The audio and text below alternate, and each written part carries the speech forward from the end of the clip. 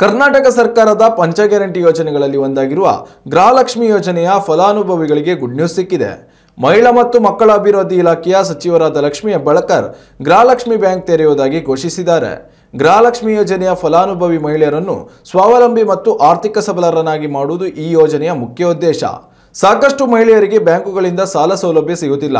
ಇದೇ ಕಾರಣದಿಂದಲೇ ಬ್ಯಾಂಕ್ ತೆರೆಯಲು ಯೋಜನೆ ರೂಪಿಸಲಾಗಿದೆ ಎಂದಿದ್ದಾರೆ. ಸಹಕಾರ ಸಂಘಗಳ ಮಾದರಿಯಲ್ಲಿ ಈ ಬ್ಯಾಂಕ್ ಕಾರ್ಯನಿರ್ವಹಿಸಲಿದೆ. ಅತ್ಯಂತ ಕಡಿಮೆ ಬಡ್ಡಿ ದರದಲ್ಲಿ ಸುಮಾರು 3 ಲಕ್ಷ ರೂಪಾಯಿವರೆಗೆ ಸಾಲ ಸೌಲಭ್ಯ ಒದಗಿಸುವ ಚಿಂತನೆಯನ್ನು ಹೊಂದಲಾಗಿದೆ. ಮಹಿಳೆಯರು ಸ್ವಉದ್ಯೋಗ ಕೈಗೊಳ್ಳುವ ಜೊತೆಗೆ ಅವರನ್ನು ಆರ್ಥಿಕ ಸ್ವಾವಲಂಬಿಯನ್ನಾಗಿ ಮಾಡುವುದು ಈ ಯೋಜನೆಯ ಮುಖ್ಯ ಉದ್ದೇಶವಾಗಿದೆ.